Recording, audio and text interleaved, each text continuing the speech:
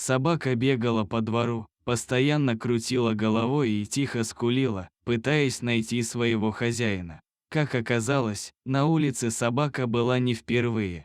Хозяева выгоняли животное из дома, чтобы не путалось под ногами, когда они устраивали очередное застолье с друзьями и большим количеством спиртного. Собака подбегала к людям, пытаясь выпросить у них хоть немного ласки и внимания. Соседи смотрели на животное с сочувствием, иногда гладили его и шли дальше. Они хорошо знали и животное, и хозяев, которых оно так отчаянно искало. Одна из девушки не только погладила, но и покормила собаку. За пару минут они стали настоящими друзьями. Девушка и собака сидели у подъезда, когда хозяйка животного вышла во двор. Женщина была в грязном халате, ее лицо опухло, а по неуверенным движениям было сразу понятно, что она пьяна. Женщина вышла только для того, чтобы закурить сигарету. Собака с радостью побежала к хозяйке. «Это ваша собачка?» – поинтересовалась девушка. «Моя, конечно.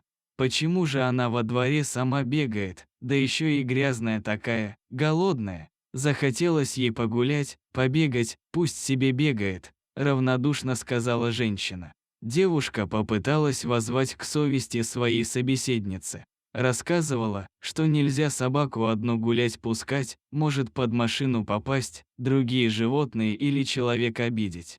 Ну вот завтра протрезвею и если захочу, тогда и заберу, а сегодня мне не до нее. Сказала женщина и, выбросив окурок, зашла в подъезд. Вновь оставшись в одиночестве, собака тут же сникла и начала скулить. Девушка вновь принялась гладить животное. Ошейника на собаке не было, адресника тоже. Выглядела и пахла собака как дворняжка, была чрезвычайно худой и грязной, зубы говорили о том, что ей немногим больше 6 месяцев.